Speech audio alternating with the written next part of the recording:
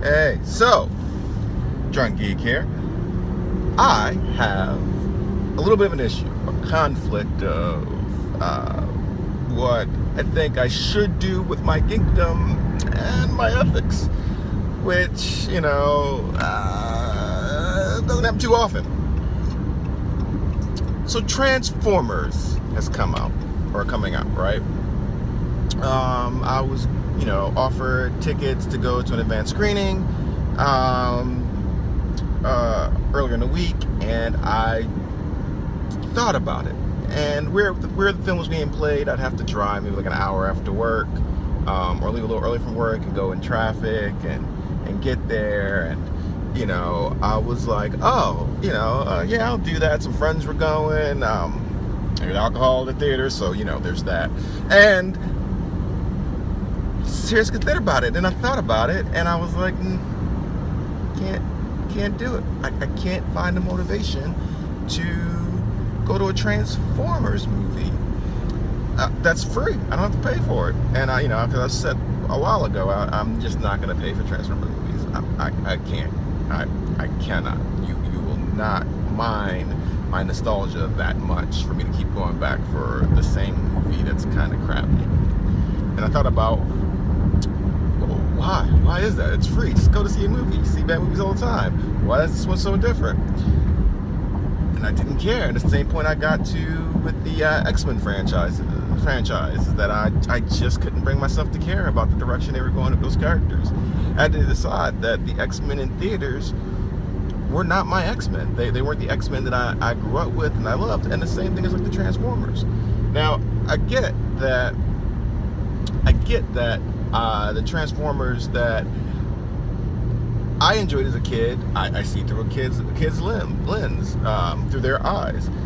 Yeah, there were stereotypes. Mostly were stereotyped characters. But, oh, it's the Cowboys. He talks like this, and I don't know if that's the Cowboy talks, but you get the point. Or even Beast Wars, which I think was great. I get that that's not necessarily translatable through the movie experience or what people want. These aren't my Transformers. People love them. I get it. But then I started thinking, like, what would make me go see a Transformers movie again? So here's my list of what I need for a Transformers movie. Number one, I need the Transformers to be the main focus of the story. I feel like we've had, 5 Transformers movies? Forgive me, I didn't see Age of Extinction. I think I saw the ending whenever it came out on TV, but I couldn't see the, I couldn't pay to see it. But I feel like 5 Transformers movies, and none of them do I feel like we are the, like the Transformers are the main characters. In the original comics and cartoons, Transformers were the main characters. You had a point of view character kind of with Sam Witwicky, and that was okay in the first one, but at some point it was never about them. They're just kind of there. They're like background scenery. I mean, so much so that I can't really remember the Decepticons that were in it, or really was what I think from when I remember their names associated with the cartoon characters. The Autobots were with it, because the movies are never about them. They never spend time with these CG characters, so I never really feel. I don't know. I don't know who these people are. I know who you tell me they're supposed to be, but I don't know who they are. So number one, I need the movie about them. I need some side storyline where humans this and humans that. No, I need to see robots who could transform as the staple of the movie. Like, not staple, the point of the movie.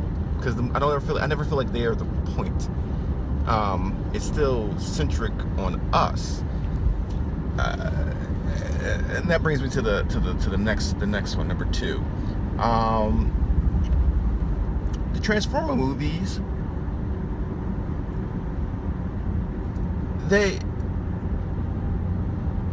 Transformers aren't needed in the movies. They just aren't necessary. In the Transformer movies that I have seen, the U.S. military has defeated the Decepticons every single time.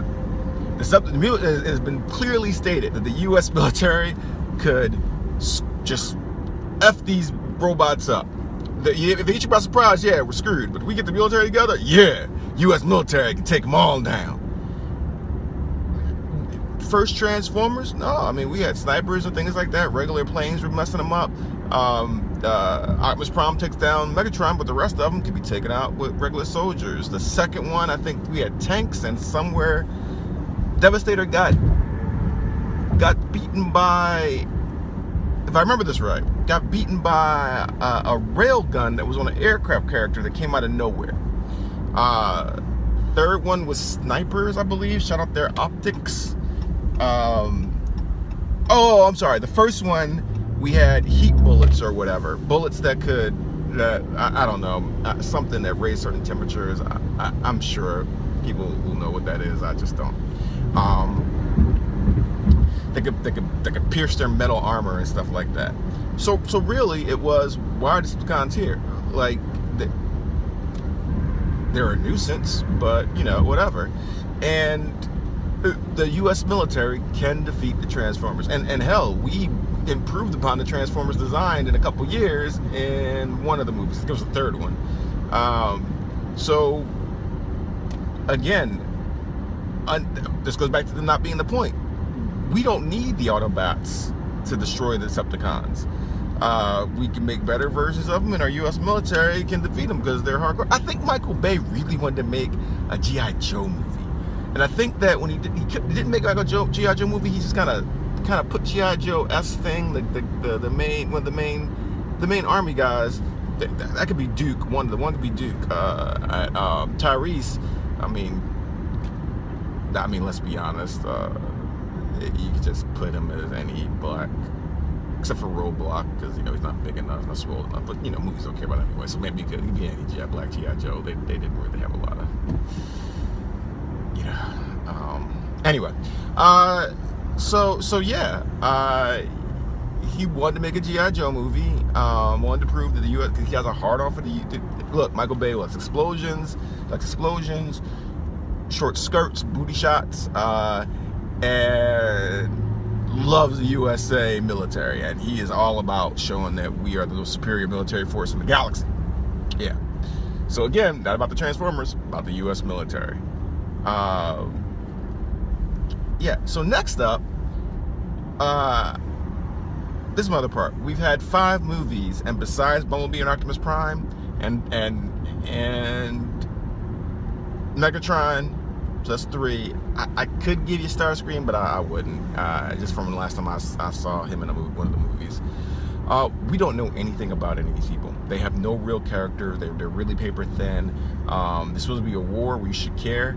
I think in the third one, I keep going back to the third one, there was a scene where they had Autobots lined up and they were just shooting them, and it was like, oh, he's a kooky scientist because I know that's the stereotype he's playing, and oh, No, did not care, because I don't know who these people are. I don't care about them. You switch out the squad almost every movie. You just drop a name and I'm supposed to care. First movie, I was like, oh, great, we're getting used to these characters. I knew these characters' names from the old cartoon and from the comics, so I was like, oh, so-and-so, yeah, but we'll get to know more about them, so when they die, we care. In the original 1980-something Orson Welles last performance, Leonard Nimoy Transformers, and those Transformers died. When there were Transformers, some kind of Autobots that died, you felt it as a kid because you knew those personalities, you knew those characters. I know I get a lot of DC hate when I say this, but it was like the DC Comics thing where you could not, you can't kill Superman because I don't know this Superman, so I don't really care. So yeah, you lined up these Autobots in execution style and shot them, and all except you had Bumblebee, who's a bright color, different color, and I was like, he's not gonna kill Bumblebee, but I also don't care that you just got guns in the back of the other guys' heads because I don't know them. I don't care, and I want to care. I want this to be a war movie over 5 movies where when Ironhide gets blown up, I'm like, no, Ironhide, no, you're my favorite. But no, I mean, it's like the action scenes. The next one. Action scenes. I'm sure there'll be one good action scene. I'm sure there'll be one good action scene. You're like, oh, wow, yeah. And then you remember that you can't tell anything that happens in these movies because unless you're blue and red or yellow, I can't tell what's happening. I don't know who's who. I don't care who's who. Yeah. So I guess this hasn't been a list about what could be. It's like what I have a problem with. So yeah, that wasn't really done right. Maybe I should write these things down. Anyway, so you take that list, right? Give me a movie that's about Transformers. Yeah, about Transformers. You can have a human perspective character, but he or she, let's be face it, if Michael Bay's still doing it, it's gonna be a he. He or she cannot be the main focus. The story can't revolve around them. It can't be the April O'Neil thing for the Ninja Turtles. No, there's no need for that.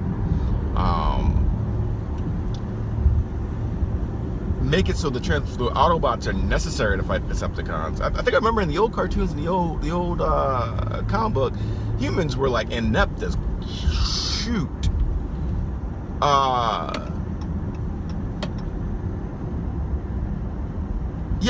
Yeah. And let them be a force where, like, if 5 Decepticons landed in USA, the USA is like, what the heck? We need to consider the nuclear option. That's what I want from Transformers. Yeah. Also, give me distinct personalities with the Decepticons and the Autobots. Build up both teams. Start small. Have 4 members on each squad with Optimus Prime and Megatron, and make it about that. Make it about that. So I care. I know their personalities. I know Starscream's plotting. I know Ironhide's by the book, second in command. Even start off with Hot Rod. You can have Hot Rod at the beginning as a young buck coming up, and that way, if you want to do the Optimus Prime death, which again they really just rolled into a movie because the storyline that people knew.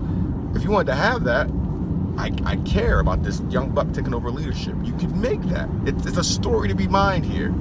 I think that they don't respect the material, and I get it. It was a Saturday morning cartoon in the 80s, and apparently there was a toy. It was a toy advertisement, and apparently it worked so well that we are still buying these toys with no storyline.